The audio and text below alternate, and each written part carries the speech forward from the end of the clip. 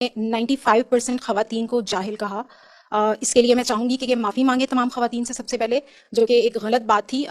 ایک مرد یہاں پہ بیٹھ کے ڈیسائیڈ نہیں کر سکتا کہ خواتین جاہل ہیں کتنے پرسنٹ ہیں. جس کو ایک چیز نہ پتا ہو تو اس کو کیا کہتے ہیں؟ اس کو سمپلی نہیں پتا، اس کو آپ جاہل کا لفظ یوز کریں گے. بتاتا ہوں کیوں کروں گا. یس، جاہل کو جاہل کہنا اسلام میں پہلا فرض کروں گا. دیکھیں، کم علم ہونا ایک الگ چیز ہے، جاہل ہونا الگ بات ہے.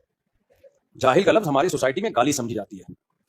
میں یہاں بیٹھا ہوں، آپ کے سامنے بیان کر رہا ہوں، تقریر کر رہا ہوں، مختلف شریعت کی باتیں بتا رہا ہوں، تو آپ میرا بیان سننے آئے ہیں یہ سوچ کے کہ شاید مفتی صاحب کے پاس علم ہم سے زیادہ ہے. دین کے علم کی بات ہو رہی ہے، ہر علم کی بات نہیں ہو رہی. آپ کا یہ خیال ہے تبھی آپ مجھے سننے کے لیے آئے ہیں کہ بھائی ہمیں یہاں سے کچھ سیکھنے کو ملتا ہے. اب میں آپ کو یہ کہہ سکتا ہوں بھائی آپ اس لیے آئے ہیں کہ آپ سمجھتے ہیں کہ آپ کے پاس علم کم ہے، آپ کم علم ہیں، اور میرے پاس علم زیادہ ہے، یہ آپ کے خیال کے مطابق. لیکن میں اگر آپ کو کہوں آپ جاہل ہیں، دیکھو کچھ عربی کی اصطلاحات جو ہے نا وہ اردو میں آ کے چینج ہو جاتی ہیں. جاہل عربی زبان کا لفظ ہے، کم علم کو ہی کہا جاتا ہے. لیکن اردو میں جب آپ کسی کو جاہل کہیں گے نا تو یہ اس کا مطلب اس کی توہین ہی ہے، یہ انسلٹ ہی ہے، اس میں کوئی دو باتیں نہیں ہو سکتی. قرآن مجید میں سورہ ضحیٰ میں اللہ نے کیا فرمایا؟ وَوَجَدَكَ ضَالًّا فَهَدَىٰ. اب ضال کا اردو میں ترجمہ بنتا ہے گمراہ. ضال کسے کہتے ہیں؟ گمراہ آدمی کو. اردو میں ترجمہ یہی بنتا ہے، لفظی ترجمہ اگر کیا جائے ضال کا. قرآن کہہ رہا ہے وَوَجَدَكَ ضَالًّا فَهَدَىٰ، اے نبی ہم نے آپ کو ضال پایا اور ہدایت دے دی. اگر ہم ایز اٹ از ترجمہ کر دیں گے تو ترجمہ کیا بنے گا؟ ہم نے آپ کو گمراہ پایا اور ہدایت دے دی. اس سے کیا میسج جائے گا کہ معاذ اللہ نبی صلی اللہ علیہ وسلم نے نبوت سے پہلے گمراہی میں زمانہ گزارا ہے. حالانکہ پیغمبر کبھی بھی گمراہ نہیں ہوتے، نہ نبوت سے پہلے نہ نبوت کے بعد. یہاں ضال کا مطلب اردو میں جب ترجمہ ہوگا نا تو اردو کے محاوروں کو، اردو کے لب و لہجے کو دیکھ کر ہوگا. یہاں ضال کا مطلب ہے کہ شریعت کے تفصیلی احکام آپ کو معلوم نہیں تھے.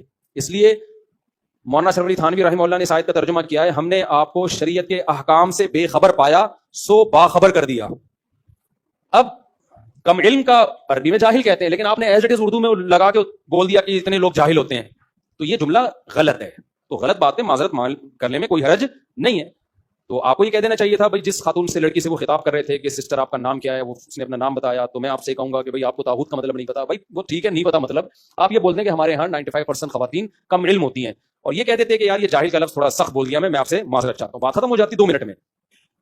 تو وہ جب بھی آپ کسی کو اور اتنے بڑے طبقے کو جاہل کہیں گے، کوئی ایک دو کو بھی نہیں، خواتین کو انسلٹ تو محسوس ہوگی نا، میں جاہل بنا دیا.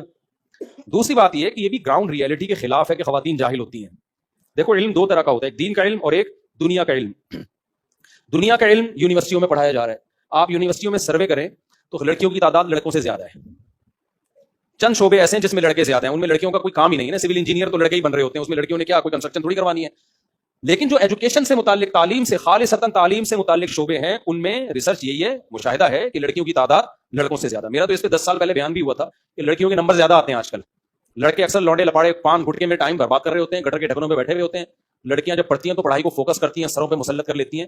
اکثر دنیاوی تعلیم میں جو رزلٹ ہے اس میں لڑکیاں آگے ہیں. میجورٹی کی بات کر رہا ہوں، سب کی بات نہیں کر رہا جو، یعنی اگر آپ وہ کاؤنٹ کریں گے. دوسرا ہے دین کا علم.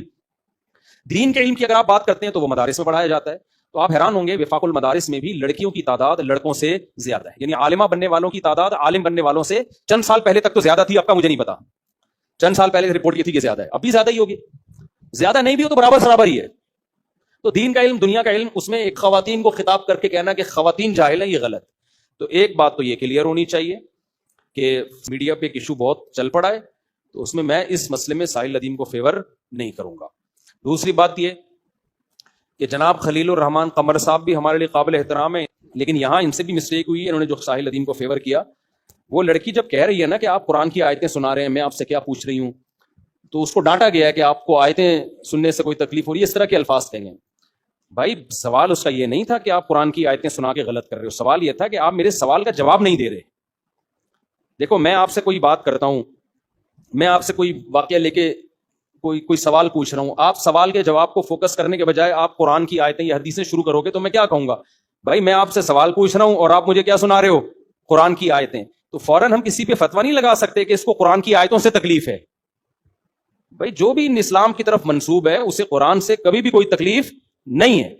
اس کو تکلیف اس بات سے ہوگی کہ میرا سوال کیا ہے اور آپ جواب کیا دے رہے ہیں. طاغوت کا مطلب کیا ہے؟ طاغوت ویسے تو تمام شیطانی قوتوں کو کہا جاتا ہے، لیکن یہ اصطلاح استعمال ہوتی ہے کہ آپ اللہ کے نظام کے علاوہ کسی اور نظام کو اگر ایکسیپٹ کر رہے ہو تو اللہ کے نظام کے علاوہ تمام نظام کیا ہیں؟ طاغوت ہیں. اللہ کہتے ہیں صرف میرا نظام ٹھیک ہے. تو یہ بات درست ہے, لوگوں کو پتا ہونا چاہیے بھائی صرف نظام کس کا درست ہے, اللہ کا. جو اللہ کے نظام کے علاوہ کسی کو بھی مانتا ہے نا دل سے, وہ طاغوت کو مانتا ہے. لیکن میں سمجھتا ہوں یہاں محترم ساحل ادیم صاحب سے غلطی ہوئی ہے, اس طرح نہیں کہنا چاہیے تھا, اور اگر کہہ دیا تو اس پہ معذرت کر لینی چاہیے تھی.